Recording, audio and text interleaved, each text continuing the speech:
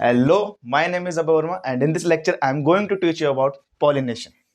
Pollination के बारे में पढ़ेंगे। तो सबसे पहले जो मेल रिप्रोडक्टिव ऑर्गन है वो क्या हैगा? स्टेमन। स्टेमन के अंदर क्या बन के तैयार है, मतलब स्टेमन के ऊपर जो एंथर होता है, एंथर के अंदर मेल गैमेट बन के तैयार है। और वो मेल गैमेट किसके अंदर है? मेल गैमेटोफाइट के अंदर, जिसे हम बोलते हैं पोलन ग्रेन। ठीक है, तो यहाँ पे हमारा स्टेमन हो गया। स्टेमन के ऊपर ये एंथर है, एंथर के अंदर पोलन ग्रेन। ठीक है, पोलन ग्रेन बन के तैयार है। ये क्या है? Pollen grain. इसके अंदर रहेंगे दो मेल गैमेट और एक वेजिटेटिव सेल। ठीक है, तो दो मेल गैमेट और एक वेजिटेटिव सेल्स में बनके तैयार है। और वही दूसरी ओर फीमेल रिप्रोडक्टिव ऑर्गन जो है वो है पिस्टिल। पिस्टिल के अंदर जो ओवरी है, ओवरी, ओवरी के अंदर ये क्या है? ओव्यूल। ओव्यूल के अंदर फीमेल गैमेटोफाइट बनके तैयार है, फीमेल गैमेटोफाइट बनके तैयार है। और इस फीमेल गैमेटोफाइट के अंदर है एक एग सेल। कितना एग सेल? एक एग सेल। और इसके अंदर है दो मेल गैमेट। अब क्योंकि ये भी गैमेट है और ये भी गैमेट है, और दोनों के दोनों कैसे आएंगे? दोनों के दोनों है नॉन मोटाइल, मतलब दोनों के दोनों मूव नहीं कर सकते, लोकोमोशन नहीं कर सकते। तो इन दोनों को आपस पास में तो आना पड़ेगा फर्टिलाइजेशन के लिए, मतलब फर्टिलाइजेशन अगर करना है तो दोनों को पास में आना पड़ेगा। पर ये दोनों कैसे हैं? नॉन मोटाइल है। इसीलिए जो पोलन ग्रेन होता है, ठीक है, पोलन ग्रेन क्या होता है? Pollen grain is a male gametophyte. वो एंथर से शेड होके स्टिग्मा पे जाता है। ठीक है, अब वो कैसे जाएगा? वो हो सकता है विंड के थ्रू जाए, वो हो सकता है किसी इंसेक्ट के थ्रू जाए, वो हो सकता है किसी एनिमल के थ्रू जाए। वो जिसके भी थ्रू जाता है उसको हम बोलते हैं पॉलिनेटर। ठीक है, तो क्या होगा? ये पोलन ग्रेन पॉलिनेटर की हेल्प लेके एंथर से स्टिग्मा पे चले जाता है, और इसी प्रोसेस को हम बोलते हैं पॉलिनेशन। तो पॉलिनेशन का मतलब क्या हुआ? पॉलिनेशन का मतलब कि एंथर से जो हमारा पोलन ग्रेन निकला है, पोलन ग्रेन के अंदर क्या है? दो मेल गैमेट और एक वेजिटेटिव सेल। मतलब एंथर से पोलन ग्रेन का स्टिग्मा पे जाना with the help of pollinator is called pollination. ठीक है, तो लिख लेते हैं द ट्रांसफर ऑफ पोलन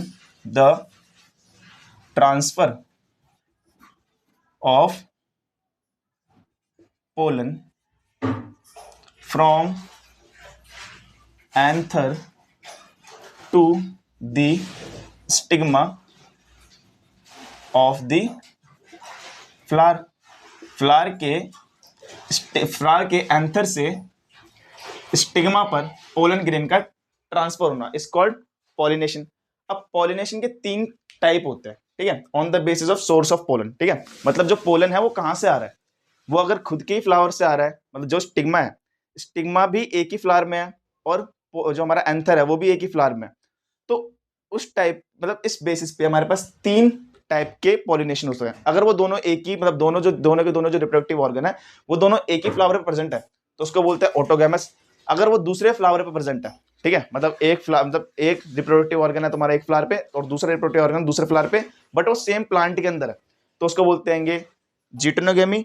और अगर जो हमारा फ्लावर है वो अलग अलग प्लांट पे प्रेजेंट है, ठीक है, एक प्लांट पे तुम्हारा मेल रिप्रोडक्टिव ऑर्गन हो गया, दूसरे प्लांट पे तुम्हारा फीमेल रिप्रोडक्टिव ऑर्गन हो गया, तो इस टाइप की पॉलिनेशन को बोलते हैं जीनोगैमी। इस लेक्चर के अंदर हम ऑटोगैमी के बारे में डिटेल में पढ़ेंगे, उसके बाद अगला लेक्चर में पढ़ेंगे जिटोनोगैमी एंड जीनोगैमी। तो स्टार्ट करते हैं। ऑटोगैमी। ऑटोगैमी का मतलब हमने क्या पढ़ा अभी? ऑटोगैमी का मतलब होता है कि transfer of pollen from anther to the stigma of the same flower. From anther to the stigma of same flower. Same मतलब एक ही फ्लावर के अंदर होगा। मतलब मैंने अगर यहां पे एक फ्लावर बनाया, ये फ्लावर है, फ्लावर के एसेंशियल ऑर्गन मैंने बना दिए। ठीक है, ये क्या है? एसेंशियल ऑर्गन हो गया, मतलब यही तो कराएंगे तुम्हारे, यही तो है रिप्रोडक्टिव ऑर्गन। ये हो जाएगा तुम्हारा मेल रिप्रोडक्टिव ऑर्गन और ये वाला फीमेल। अब अगर एक ही फ्लावर के अंदर, ये पीछे पेटल हो गया, ठीक है, ये नीचे सेपल हो गया और नीचे थैलेमस और ये स्टॉक। ठीक है, इस फ्लावर के अंदर क्या है? ये है मेल रिप्रोडक्टिव ऑर्गन और ये है ये है मेल रिप्रोडक्टिव ऑर्गन जिसको हम बोलते हैं स्टेमन, और ये है फीमेल रिप्रोडक्टिव ऑर्गन जिसको हम क्या बोलते हैं? पिस्टिल।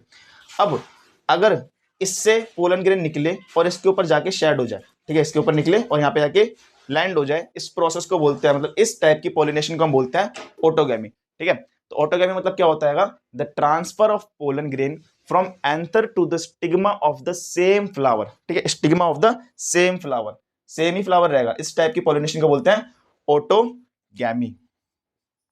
अब ऑटोगैमी के अंदर कुछ टाइप के फ्लावर आते हैं, जैसे ऑक्सैलिस हो गया, वियोला एंड कॉमन पेंसी। ठीक है, oxalis, Viola and common Pence, और ऑक्सैलिस को हम कॉमनली बोलते हैं कॉमन पेंसी और कॉमेलिना। ठीक है, इन टाइप जो ये प्लांट है इसके अंदर दो टाइप के फ्लावर निकलते हैं, एक होता है क्लिस्टोगैमस फ्लावर और एक होता है कैस्मोगैमस फ्लावर। क्लिस्टोगैमस फ्लावर कैसे होता है, जो कि क्लोज्ड होते हैं, वो कभी ओपन ही नहीं होंगे। ठीक है, मतलब क्या होगा, फ्लावर देखे होंगे तुमने, फ्लावर कैसे होता है, ओपन होते हैं, बट ये कैसे होंगे, ये क्लोज्ड रहेंगे, ये ओपन ही नहीं होंगे। और कैस्मोगैमस फ्लावर कैसे होते हैं, इसके अंदर एंथर एंड स्टिग्मा एक्सपोज्ड रहता है, वो खुला हुआ रहता है।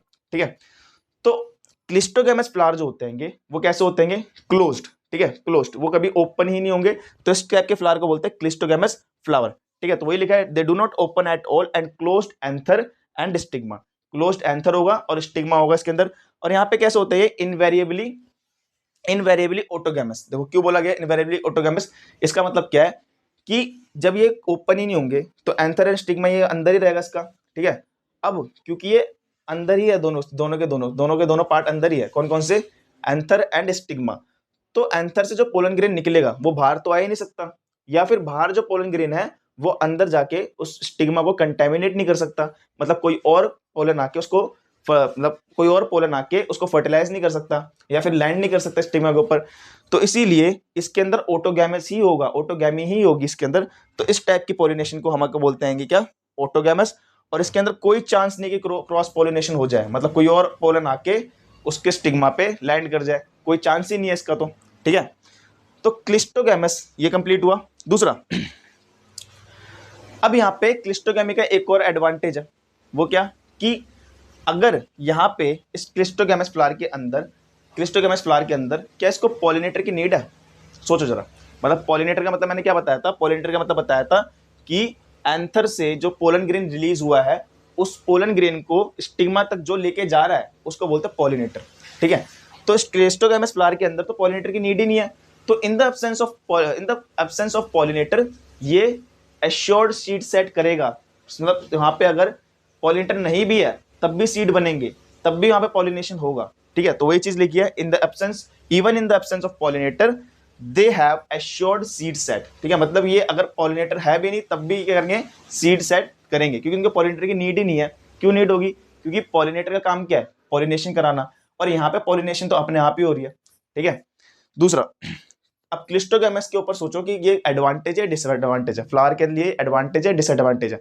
तो पहले तो एडवांटेज हमने देख ही लिया कि क्लिस्टोगैमस फ्लावर का पहला एडवांटेज हमने क्या देखा, कि ये जो फ्लावर है क्लिस्टोगैमस फ्लावर, इसके अंदर क्योंकि ये पैक रहते हैं, एंथर एंड स्टिग्मा अंदर ही रहता है, तो इनको पॉलिनेटर की नीड ही नहीं है। ठीक है, they have no need of pollinator, therefore ये क्या करते हैं, एश्योर्ड सीड सेट करते हैं। क्या करते हैं, एश्योर्ड सीड सेट, मतलब यहाँ पे सीड सेट होगा ही होगा, सीड बनेंगे ही बनेंगे।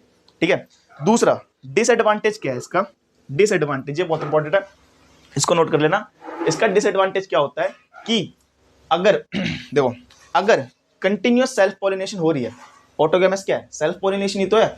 अगर कंटिन्यूअस सेल्फ पॉलिनेशन हो रही है, एक ही प्लांट के अंदर बार बार पॉलिनेशन हो रहा है, और बार बार जो सीड बन रहा है वो दोबारा से उगी, दोबारा से उसमें पॉलिनेशन हुआ, दोबारा उसमें, मतलब जनरेशन टू जनरेशन अगर चलता गया ये, ठीक है, तो क्या हो जाएगा, प्लांट के अंदर इनब्रीडिंग डिप्रेशन हो सकता है। इनब्रीडिंग डिप्रेशन का मतलब होता है कि आगे चल के जो प्लांट है वो हो सकता है इनफर्टाइल हो जाए। ठीक है, सीड ही ना बना पाए, तो इनके अंदर क्या होगा, inbreeding, continuous self pollination, continuous self pollination क्या करता हैगा, inbreeding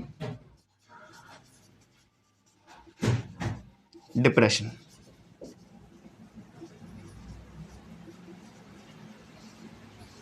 inbreeding depression. Thank you for watching.